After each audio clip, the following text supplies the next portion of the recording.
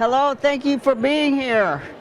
I'm Carla Hayden, the Librarian of Congress, and we're so pleased that you're with us today, and you're in for a special treat, because I'm doing what they do on the photos. You know, they do that. Miss Connie. There's Miss Connie. She worked at the Library of Congress for 50-something years. And now, Miss Connie, affectionately known as the Energizer Bunny, is volunteering at the Library of Congress. Thank you, Miss Connie. Because we often talk about the treasures of the world's largest library with the 23 presidents, the papers, Rosa Parks, all of these things. But the real treasures are the people who work at the Library of Congress. And you got a chance to meet them at the booth. But now you're going to hear from someone who is really making the collections useful and relevant for people who are teaching young people. We have a program called Teaching with Primary Resources, and the best person that we could find is with you today, and she's the one that is leading that and can make you so excited about history you'll just be like Miss Connie. All right, so this is Leanne Potter, Teaching with Primary Resources. Thank you so much. That was so sweet. Thank you. Well, that was a very special surprise. That does not happen every day. Come on in, folks. We've got 4 more seats here, 1 here. Off, we got room. Before we get started, I've been handed the thing I have to read. So I'm going to read this and then we'll dive in. Welcome to the 23rd Annual Library of Congress National Book Festival, a place where everyone has a story. At this time, we ask you to turn off or silence your cell phones. I can provide information about restrooms. If you need them, they're over there. There are also some over there on the left if those are crowded. We also want to notify you that this event will be recorded, and your entry and presence at this program constitutes your consent to be filmed or otherwise recorded.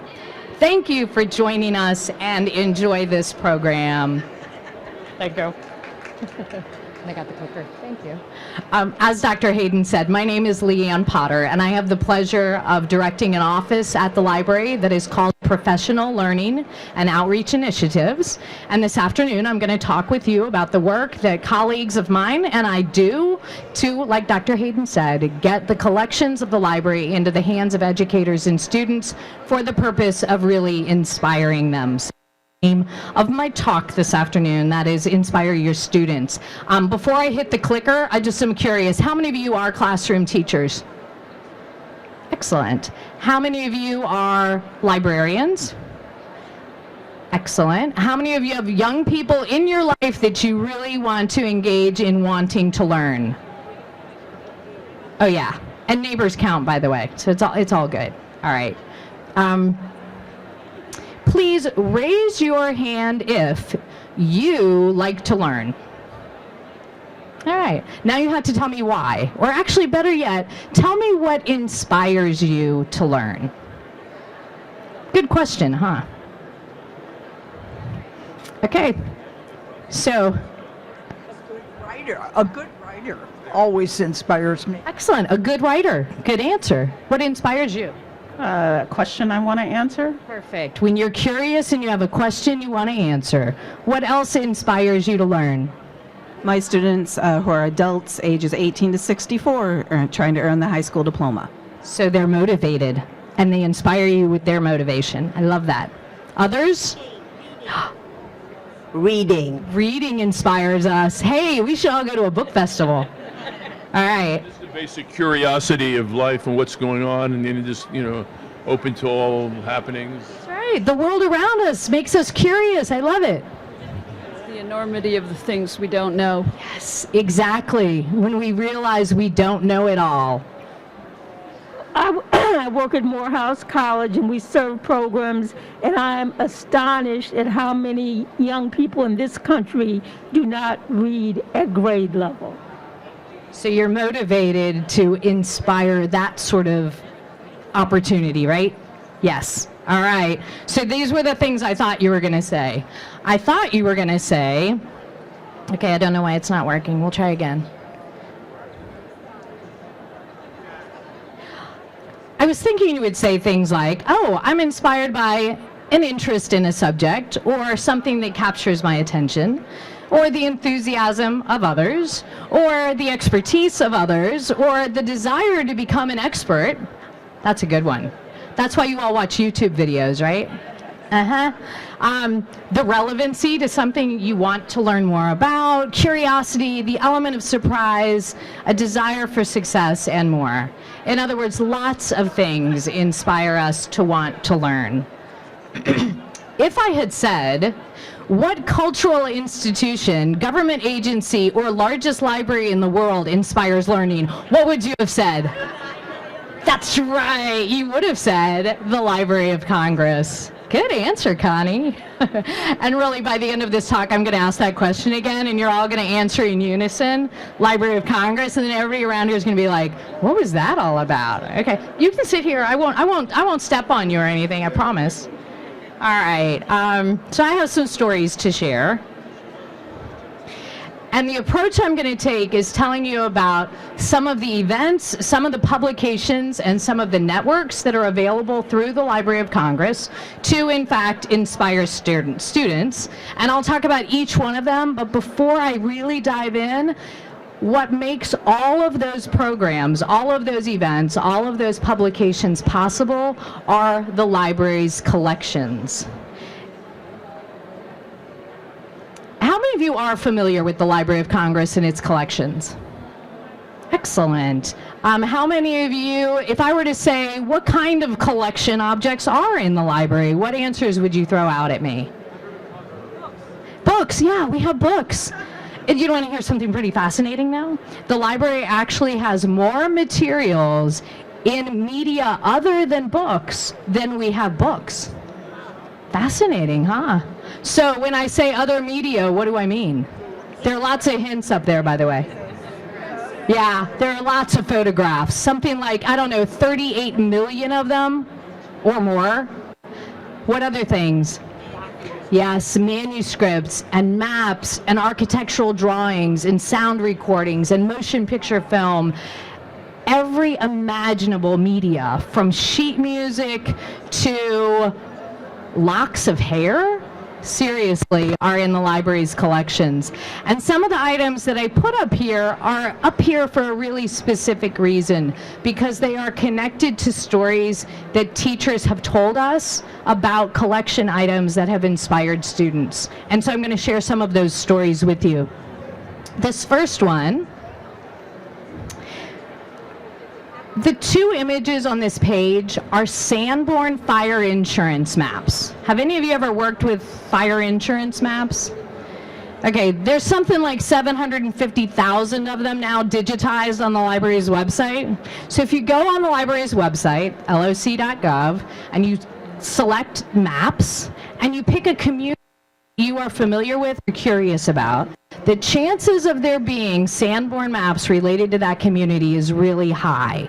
And this particular teacher in Rye, New York, was working with second grade students, and she brought out facsimiles of Sanborn fire insurance maps for her community. And she shared them with her. Now, you know, second graders, those of you who are familiar with second graders, if you're focused on the social studies curriculum in most places for second grade, the curriculum focuses on neighborhoods and communities. So she thought, oh, this will be a great way to introduce my students visually to our community. So she brought out these fire insurance maps of Rye, New York at about the turn of the last century. They're around 1912, I think. And this was the quote we got from her when she described having used these materials with her kids.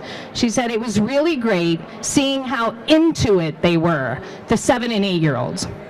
They started buzzing that it was a map of Rye, and when I asked when the map was made, it really got them thinking. They realized that it was not recent.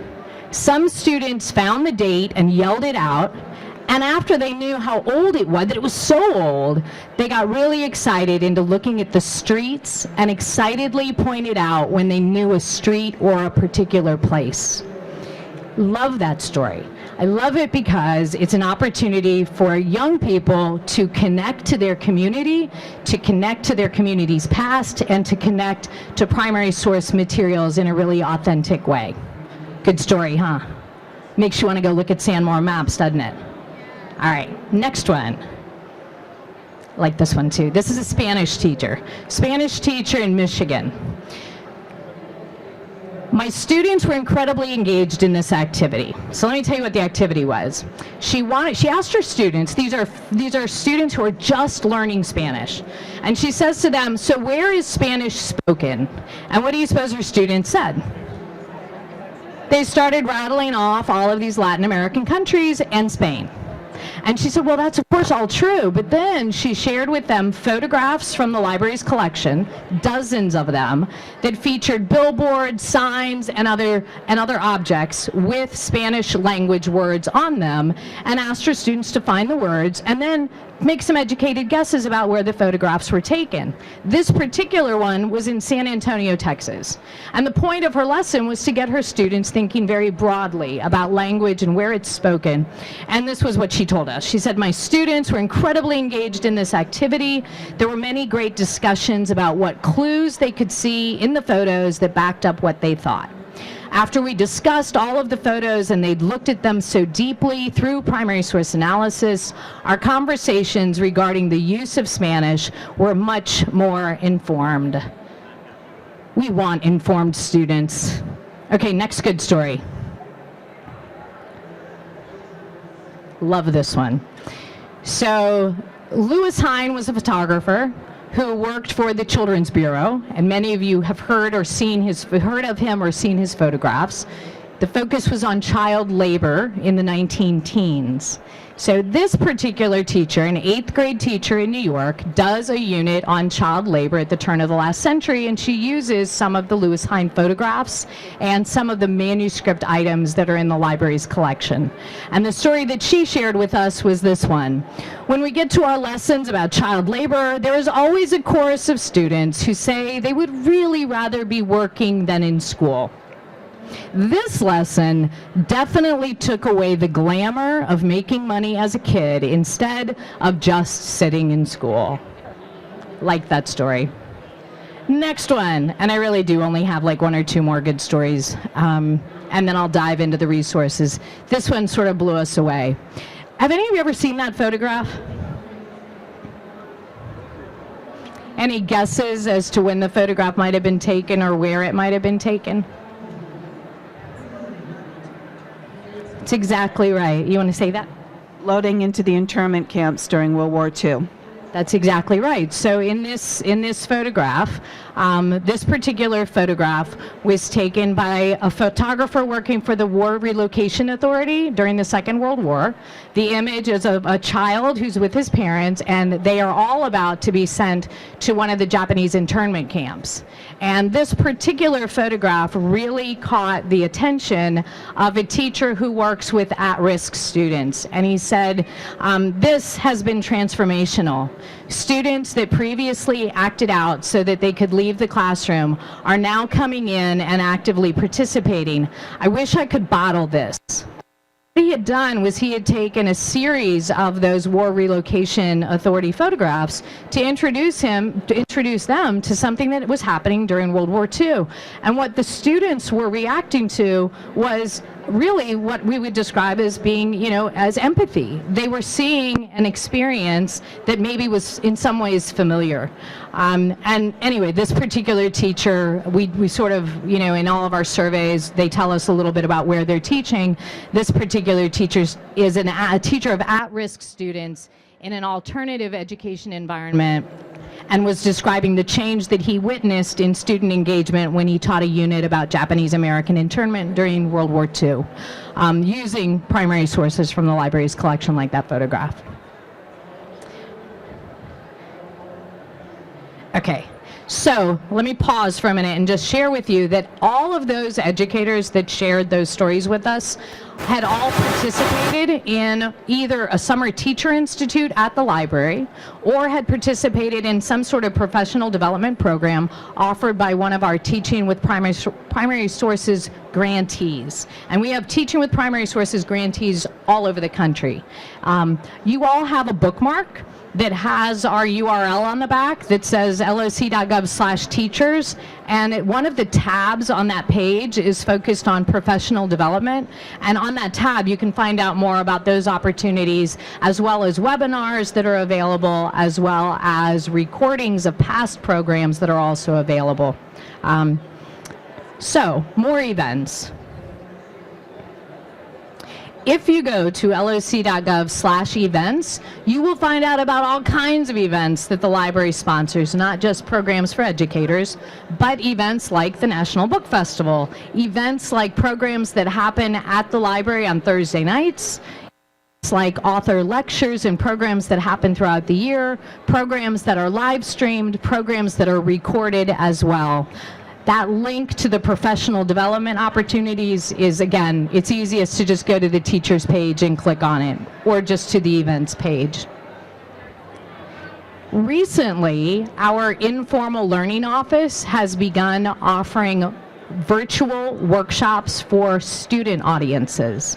Again, if you visit the library's website and you go to our visit page, one of the links is to virtual student workshops. This particular one that focuses on imagination is one of particular interest to teachers of students in grades 3 through 5, and there are others that are in the works, and they will be posted on that page as well. Have any of you participated in any of those? Just curious. They launched last year. Cool. All right, some publications I want you to know about. How many of you are familiar with the library's website? Excellent. If you go to the teachers page, you'll find lots of great resources for educators. One of the important links off of that particular page, in addition to the professional development link, is a link to our Teaching with the Library of Congress blog.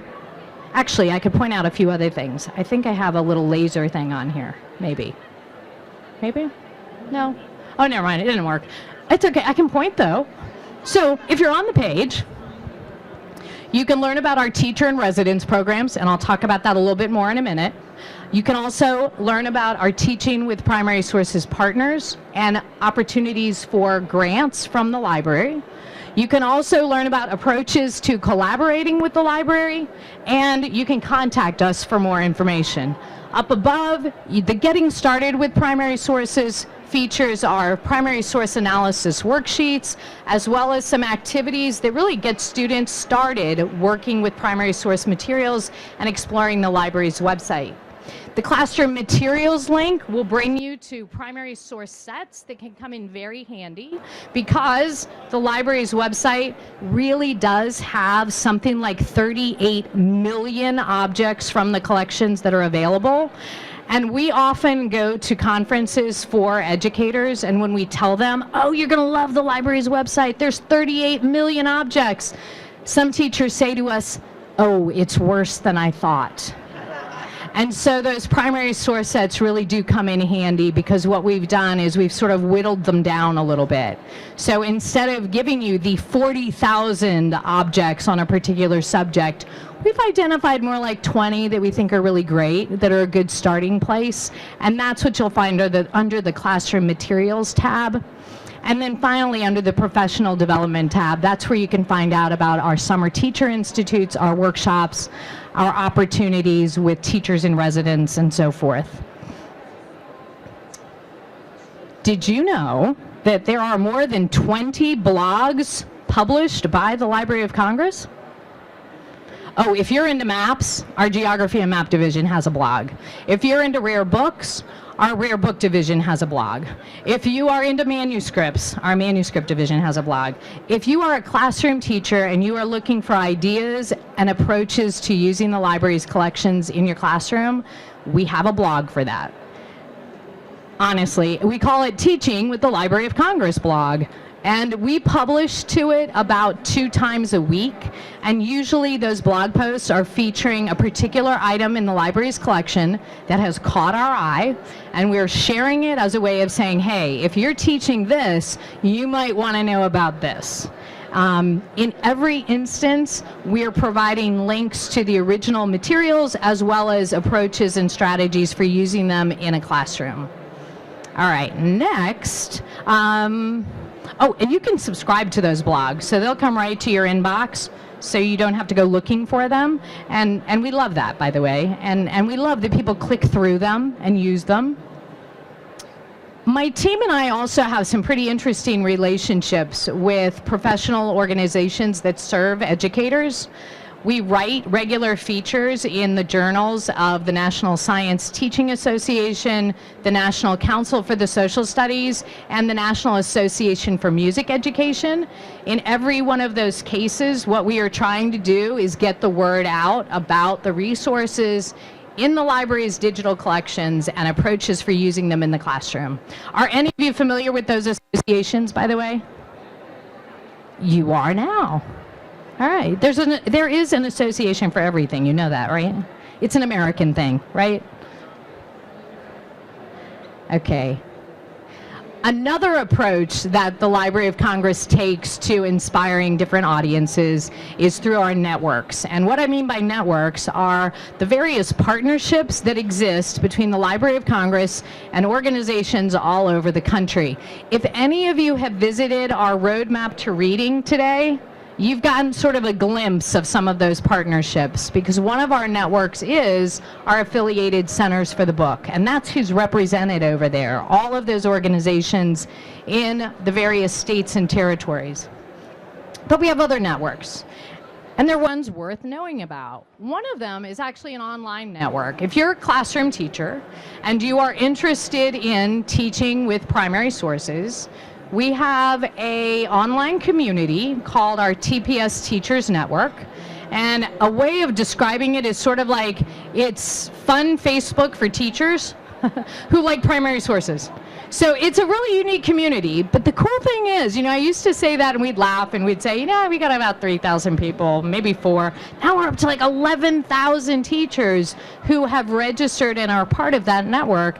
And it's beautiful because they're sharing cool things that they find in the collection. And oftentimes they'll do just that. They'll just say, hey, I found this really cool map. Others might be interested. Or I found this amazing photograph collection I didn't know about. Or I'm teaching this thing next week.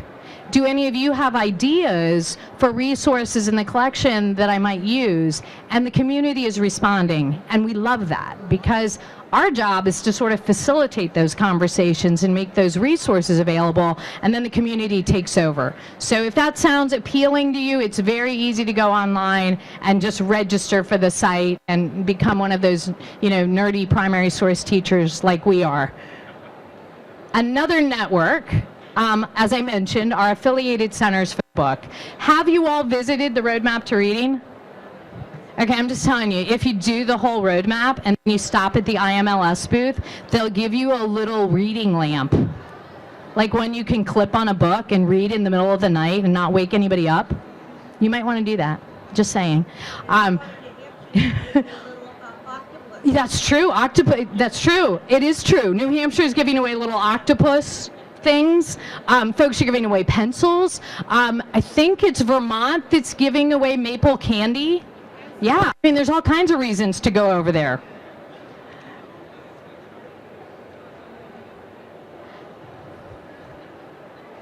There we go.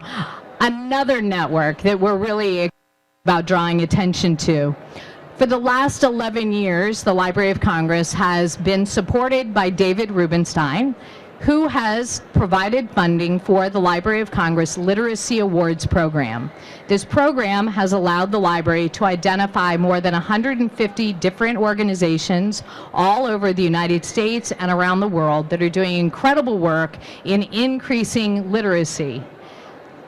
The strategies that some of these organizations are using are so creative and so replicable that we love drawing attention to what they're doing. And one of the things that we added to our Literacy Awards website earlier this year is a really easy to use directory of all of the organizations that have been identified as winners and as honorees.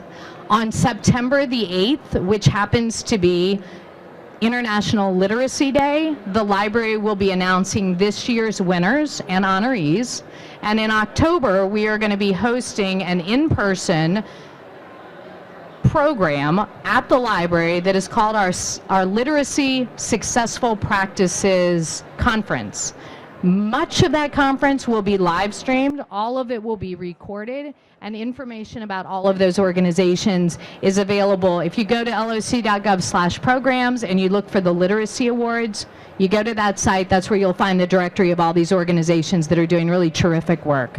And you probably know some of them because some of them are actually here. They're in our area by the sponsors. Some of those organizations that are focused on literacy have been Literacy Award winners and honorees.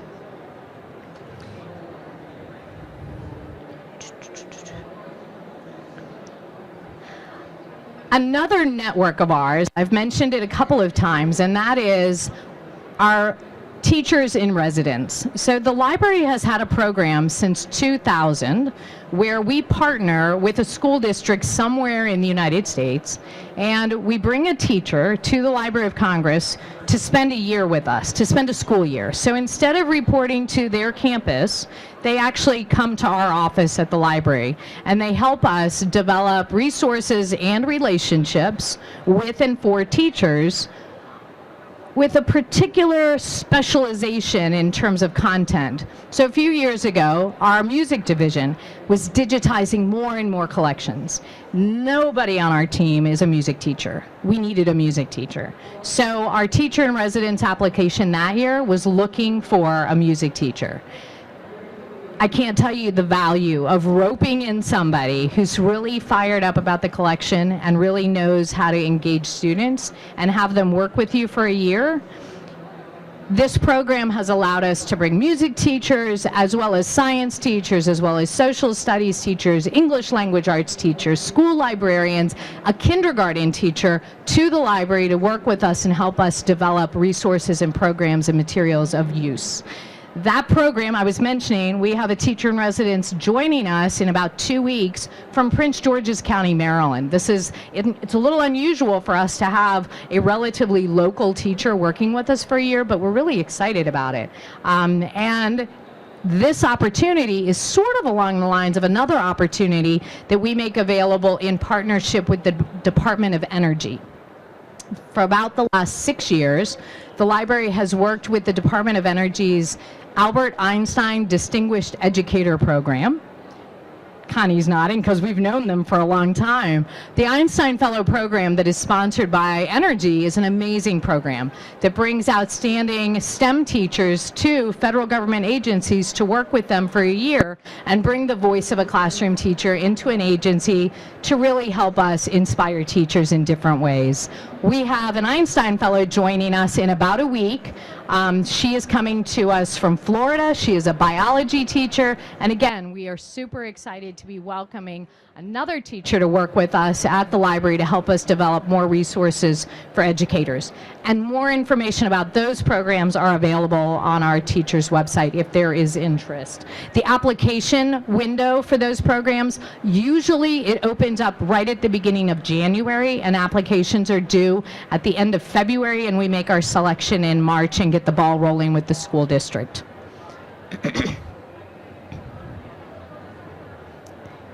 Questions? Fire away.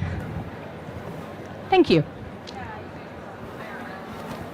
Certainly. She asked if there are examples of higher ed partnerships. I was going to say, I didn't do that. You did that. The question was about relationships that the library has in terms of higher ed. Great question. Through our Teaching with Primary Sources grant program, quite a few of our grantees are actually working in higher ed. In many cases, they are working with methods professors, or they're working with students at universities who want to go into education. And I can give you some specific organizations that are doing some of that work if you want to visit later. But if you go on the website and you go to that area about the partners, or you go into our network, you're going to see lots of examples. When we do our summer teacher programming, we often have teacher educators participating in those programs as well. And in fact, just last Monday, we did a program at the library for the Association of Teacher Educators because they were having their conference in Washington. And some of our partners at the University of South Florida happened to be part of the conference, and we did a program based on their recommendation. So, excellent. Other questions? Yeah?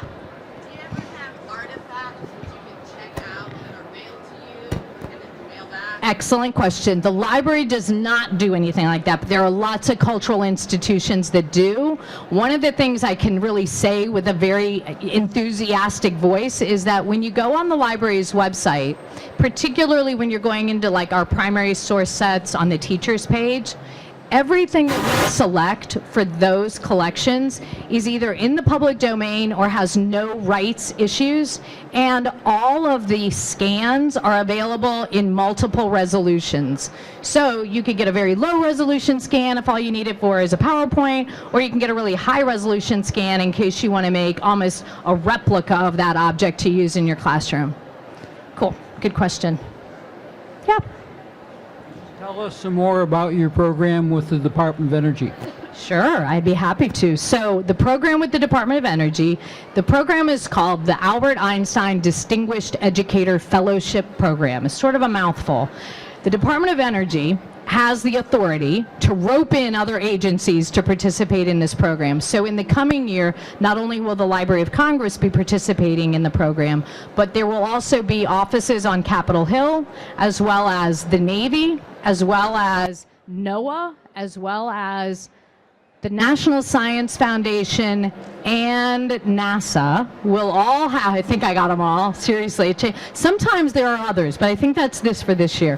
But what they're going to do is they're going to have outstanding STEM educators from across the country working with each of those agencies this year as a cohort of the Einstein Fellows. And if you just, if you do a Google search on Einstein Fellows, or you're into, the program often uses social media to tell us what all of the fellows are up to. Oh, Smithsonian had one last year. The Smithsonian had one last year, and the reason I know that is because they were doing a professional development program, and I got to tag along and go to the garden over by the castle and learn about like species of butterflies that live on the National Mall, and it was great.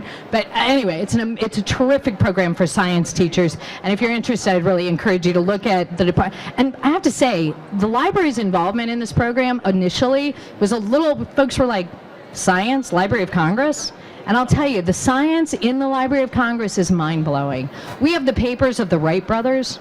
The library holds the papers of Alexander Graham Bell. The library holds the papers of Oppenheimer. The library, and I got an Oppenheimer story for you. So our teacher, our Einstein Fellow this year was from Princeton High School in Princeton, New Jersey. Okay, so we told a colleague of ours in the manuscript division, hey, our new Einstein Fellow has just arrived. Please, I gave him literally a paragraph on her. She's a science teacher. She teaches biology and chemistry, blah, blah, blah, blah. She teaches at Princeton High School. We go down to visit him. He has pulled out about 10 different objects from the manuscript division to show her. One of the items is a letter from 1965 from students at Princeton High School to Oppenheimer. And she says, they haven't changed the letterhead. It's fabulous. But it was a very cool letter. It was such a neat story because these kids had written to Oppenheimer asking him why they should study Latin. Okay, the question was, why should students study Latin? And they had written this question to people like Oppenheimer, like lots of people, and gotten answers. And these kids had put together, talk about authentic, like project-based learning, buzzword, right? These kids had written these letters to all of these famous people asking them, should we learn Latin and why? And they wrote back. And the kids had compiled all of the responses. And so this particular item in the Oppenheimer papers was the letter from students thanking him and giving him a copy of the publication they had come up with based on his response and others. And I have to tell you, our Einstein Fellow's mind was absolutely blown because, in her science classroom, research happens in her biology lab. When she was with us, research changed a little bit. She had an opportunity to work with different kinds of research, different kinds of collections. And the other thing was there's a lot of science going on at the library. Those of you who have been in these sessions today have sort of gotten a sense of that, I think, especially if you've had a chance to visit with some of our preservation and research folks. Our conservation and preservation labs at the library are doing great science. So in any case, science not only lives at the library, but happens at the library. And when we can bring a science teacher into it, we love it. Was the answer from Oppenheimer and the others to study Latin? Because yes. I took 4 years in high school and 2 years in college, and to this day I'm wondering what was I thinking. Oh, but you can probably do crossword puzzles really well, right? It helped with the law, but in terms of speaking language, a live language. Yeah. But I guess for scientific purposes, it was a good. That's exactly what his response was. Good discipline, yeah. It was, isn't that cool though? Yeah, that is. It was so neat. Oh my gosh, it was so weird. Right. I mean, not every high school letterhead is in the collection, but wow, when it is, that was cool.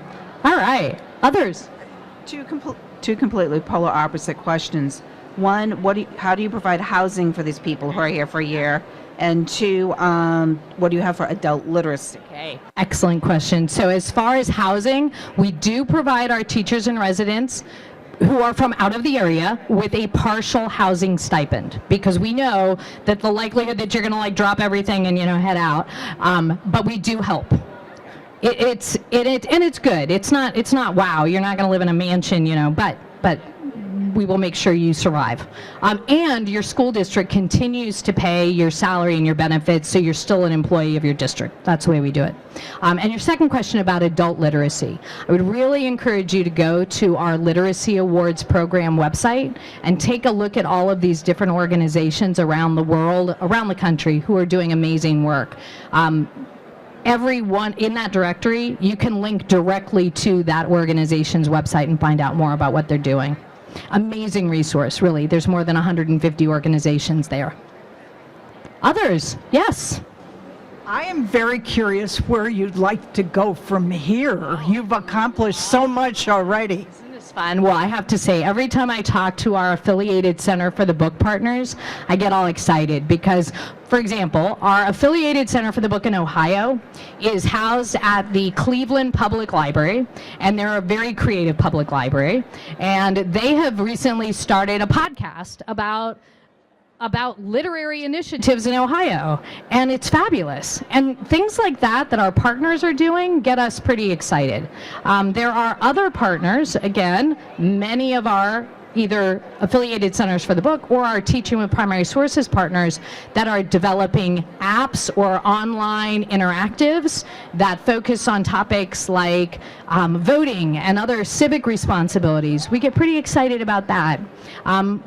As collections get digitized, what we are able to do with those collections continues to grow.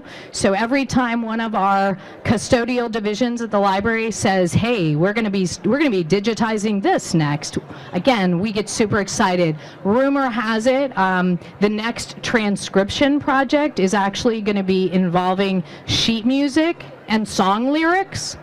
That's cool. So again, I think we get often driven by what partners are doing and what we can help enable, either with grants or partnerships or collections.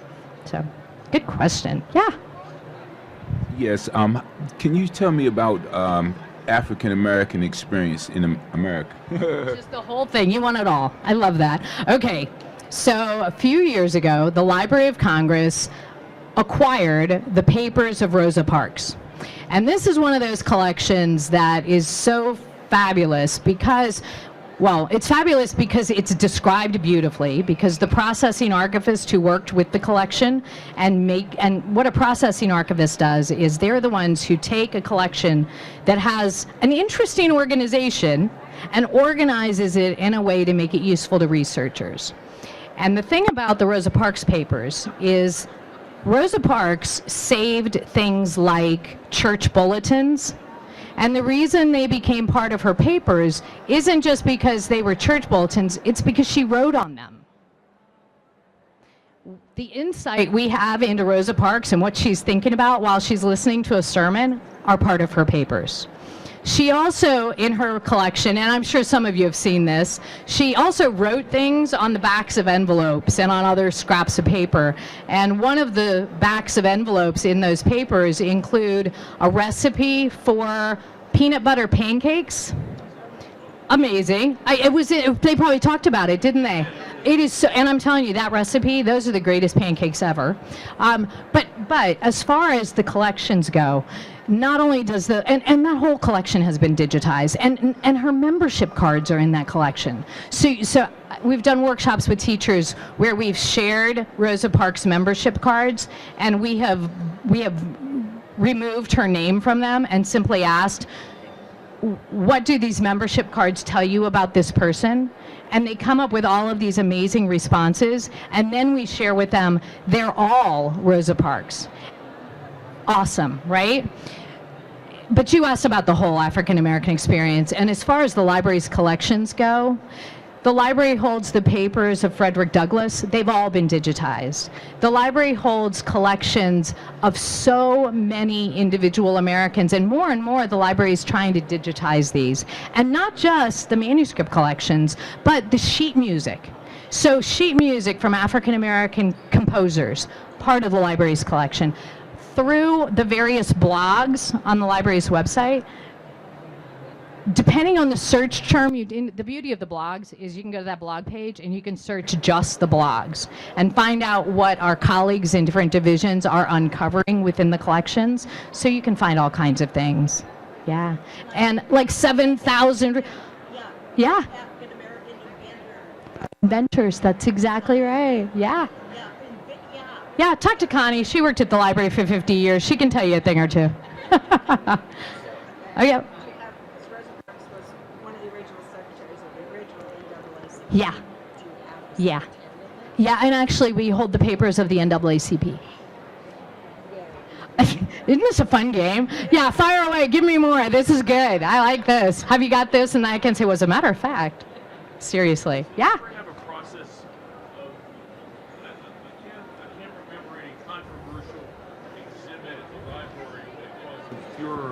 As there was at the Smithsonian Oh, at the time, yeah. over various racial other issues. But does the library have examples of that, or what process would they use if there was someone was contesting something, wanted it censored or altered, it was offensive, that kind of thing?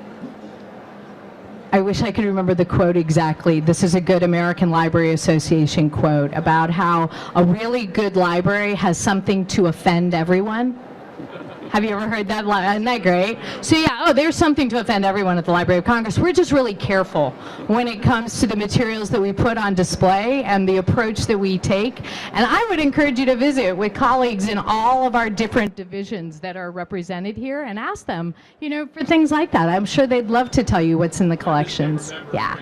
Yeah. Yeah. Yeah. Nothing in particular. Mm-mm. All right. My time's up. Thank you all. If you have extra questions, I'm happy to just stand over here. If you are a classroom teacher, or I think the bookmarks may still be over there, if you need more, please take them and hand them to your students.